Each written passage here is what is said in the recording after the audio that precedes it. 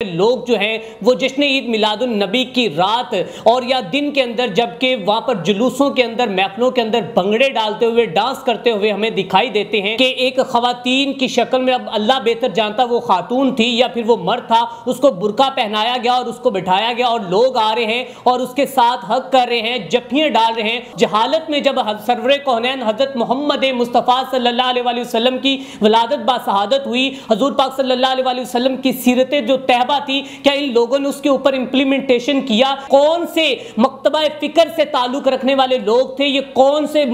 جو کہ ملک سے، کون سے یہ معاشرے سے، کون سی سوسائٹی سے یہ تعلق رکھنے والے لوگ تھے؟ ناظرین کرام، پاکستان میں حال ہی میں حضور نبی کریم صلی اللہ علیہ وآلہ وسلم کی ولادت باسعادت کا جشن عید میلاد النبی کا دن جس طرح منایا گیا، بہت سے مسلمانوں کے اور بہت سے عقیدت مند پاکستانیوں کے جو سر ہیں وہ شرم سے جھک گئے۔ ناظرین کرام، بہت سی ویڈیو سوشل میڈیا پر وائرل ہو رہی ہیں کہ جس میں دیکھا جا سکتا ہے کہ لوگ جو ہیں وہ جشن عید میلاد النبی کی رات اور یا دن کے اندر جبکہ وہاں پر جلوسوں کے اندر محفلوں کے اندر بھنگڑے ڈالتے ہوئے ڈانس کرتے ہوئے ہمیں دکھائی دیتے ہیں، اور باقاعدہ خود میں نے ایک پروگرام کیا جس میں میں نے دیکھا کہ ایک خواتین کی شکل میں، اب اللہ بہتر جانتا وہ خاتون تھی یا پھر وہ مرد تھا، اس کو برقع پہنایا گیا اور اس کو بٹھایا گیا اور لوگ آ رہے ہیں اور اس کے ساتھ حق کر رہے ہیں، جفیاں ڈال رہے ہیں اور اس کے ساتھ فوٹیج بنا رہے ہیں۔ تو ناظرین کرام، اب سوال یہ ہے کہ حضور سرور کونین حضرت محمد مصطفیٰ صلی اللہ علیہ وآلہ وسلم کی تعلیماتیں جو ان کی اسوہ تھی، ان کی زندگی کیا ہمیں اس بات کا درس دیتی ہے؟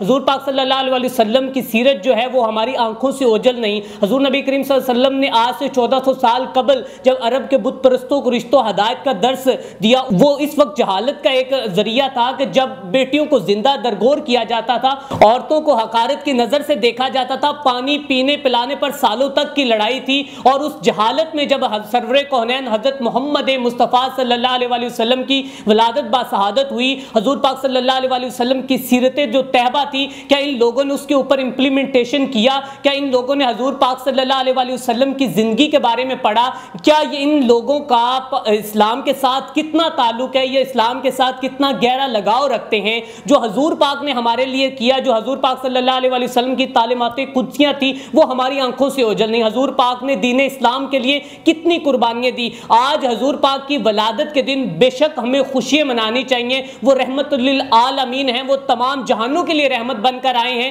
لیکن اب میرا سوال یہ ہے کہ یہ کون سے مکتبہ فکر سے تعلق رکھنے والے لوگ تھے؟ یہ کون سے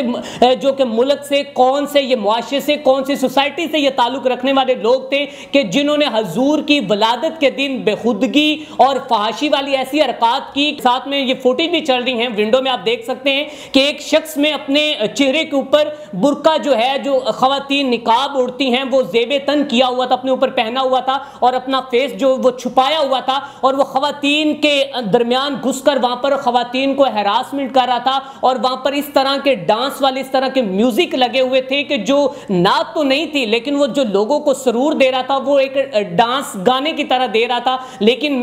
مجھے افسوس کے ساتھ کہنا پڑ رہا ہے کہ وہاں پر ہماری انتظامیہ کہاں پر تھی اور وہاں پر ہمارے جو لوگ تھے وہ کیا کرتے رہے؟ اس طرح جو کہ حضور پاک صلی اللہ علیہ وآلہ وسلم کی سیرت طیبہ کو اگر دیکھا جائے تو حضور پاک صلی اللہ علیہ وسلم نے کیا قربانیاں دی، اور آج ان کی امت جو ہے وہ آج کس طرح جو کہ ان کے بابرکت دن کے اوپر ہمیں یقیناً خوشیاں منانی چاہیے۔ میں اس بات سے انحراف نہیں کرتا کہ ہمیں جو کہ اس بات پہ خوشی نہیں منانی چاہیے کہ سرور کونین صلی اللہ علیہ وآلہ وسلم اس دنیا فانی میں آئے، میں اس بات پہ خوش ہوں اور خوش ہونا بھی چاہیے، لیکن جو یہ لوگ کر رہے ہیں، جو مسجدوں کے اوپر چڑھ کر جو کہ ڈانس کر رہے ہیں، اور بہت سی ایسی ویڈیوز وائرل ہوئی ہیں کہ وہ شیطان کا روپ دار کے وہ سامنے آ رہے ہیں۔ پھر افسوس کے ساتھ میں کہنا چاہوں گا، خواتین پہ اگر بات آئے تو جو خواتین کو لے کر مرد آنے والے وہاں پر ہیں، کیا ان کو نہیں پتا کہ یہاں پر آ کر ہماری خواتین کی بے پردگی ہو رہی؟ کیا ان کو نہیں پتا کہ دین اسلام اس بات کی قطعاً اجازت نہیں دیتا؟ کیا ان کو نہیں پتا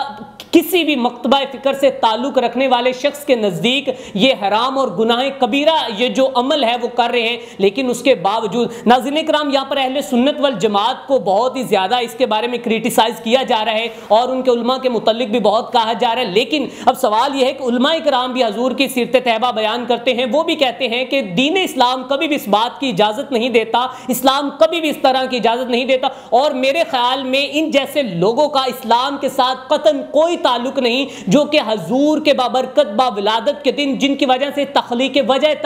کائنات بنے، جن کی وجہ سے آج یہ کائنات بنی اور آج ہم اس کائنات میں ہیں تو حضور پاک صلی اللہ علیہ وسلم کی بدولت ہے۔ لیکن آج ان کی ولادت باشہادت کے دن کس طرح بنگڑے ڈالے جا رہے ہیں، ڈانس کیا جا رہا ہے، انتہائی افسوس اور شرم کے ساتھ یہ مقام ہے۔ اور پاکستانیوں کو میرے خیال میں جن لوگوں نے یہ کیا ہے، اگر یہاں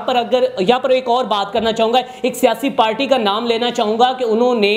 جو کہ پہاڑیوں کے نام پر 3 سے 4 جو کہ قبریں بنائی ہیں اور ان قبروں میں کے اوپر انہوں نے مریم نواز شریف اور اس طرح کی جو سیاسی پارٹی ان کا نام لکھ کے اور اوپر انہوں نے نہ جانے کس طرح کے جو گانے اور کس طرح کے انہوں نے نغمے چلائے ہیں، اور ساتھ میں پھر حضور پاک صلی اللہ علیہ وسلم کی جو کہ روزہ مبارک نیچے ہے اور پھر عمران خان کی تصویر کو اوپر آویزہ کر کے یہ جملے لکھے گئے ہیں کہ ہمارا مرشد عمران خان۔ ناظرین کرام، اب سوال یہ پیدا ہوتا ہے کہ ان لوگوں کی پرورش کس طرح کی ہوئی ہے؟ کیا ان کے والدین نے ان کس طرح کی پرورش کی ہے کہ آپ نے جس دن جو کہ ذکر و اذکار ہونے تھے، درود و اسلام کی صدائیں بلند ہونی تھی، اس دن بھی آپ لوگوں نے اپنی سیاست کو بیچ میں انوالو کیا اور اس طرح کے آپ نے اوچھے ہتھ کنڈے اپنائے، اور پھر اس کے بعد بہت سی ایسی بھی ویڈیوز ہمارے پاس سامنے میں نے خود دیکھی ہیں کہ حضور پاک صلی اللہ علیہ وسلم کا روزہ مبارک پہاڑی کی شکل میں جہاں پر بنایا گیا، مجھے الفاظ بھی نعوذ باللہ بولتے ہوئے بہت شرمندگی محسوس ہو رہی ہے کہ وہ جو کہ نالی کے اوپر روزہ مبارک بنایا گیا۔ ناظرین کرام، میری آج کا ولاگ بنانے کا مقصد یہ ہے اور انتظامیہ سے ہاتھ جوڑ کر اپیل کرتا ہوں کہ خدارا آپ جشن عید میلاد النبی کا جلوس، ذکر نعت، محافل